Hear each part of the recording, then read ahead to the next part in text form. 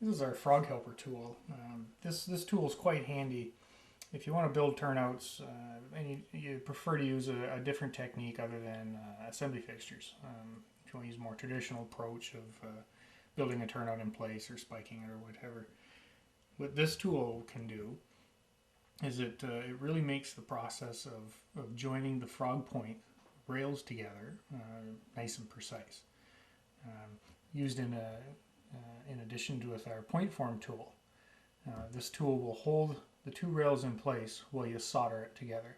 It allows you to form just a set of frog points, and you can use that set of frog points on any turnout. We have quite a wide variety of these, different sizes, different rail sizes. This is a code 40 version that'll do 4, 5, and 6 turnouts. This is a code 7083, do 5, 6, and 8. Here's a 125. So we cover as many rail sizes as possible. Code 100, 8, 10, and 12.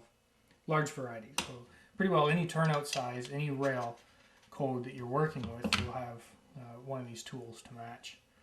So I'm going to do a bit of a demonstration on how to use it. So the first step is to make a set of frog point rails. I've got these already done. These were made using the PointForm tool, number 6 PointForm tool. And I'm going to use the number 6 groove in the frog helper tool. I'm just going to set the two rails into the tool.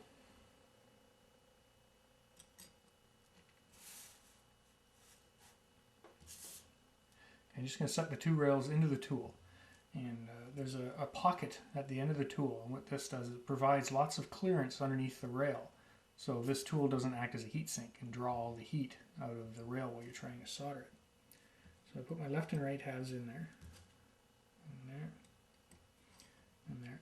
And I slide them forward till they meet. Like that.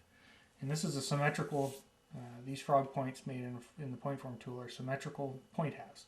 So you want to slide the two together till they touch. I'm just going to do a, there we go, just make sure that I got it nice and tight, just like that. You don't push too hard, because you push too hard, you'll actually, the rails will actually roll over on top of each other. Once you have them in place, I like to put a bit of weight on them. Usually PointForm works great for that, holds everything while we're soldering. I'm just going to put a little bit of flux on top of the rail, and then I'm going to solder it in place. There's a lot of detail on tips and tricks on soldering on our solder video. If you haven't watched that, you may want to watch that. It has lots of helpful bits and pieces in it.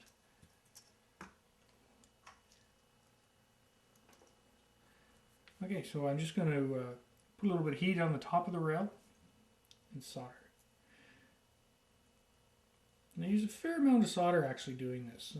What I want to do is I want to get the solder to flow down between the rails, and it'll actually come out the bottom. So I'm leaving the heat on there for quite a while, a little bit more. And I'm drawing it all the way down to the tip. Don't worry about the solder being on top of the rail. We'll clean that up in a second. Okay, and that's done. This will cool down fairly quickly. I mean, it's already cooled at the touch. Now I can take the point rails out of the tool.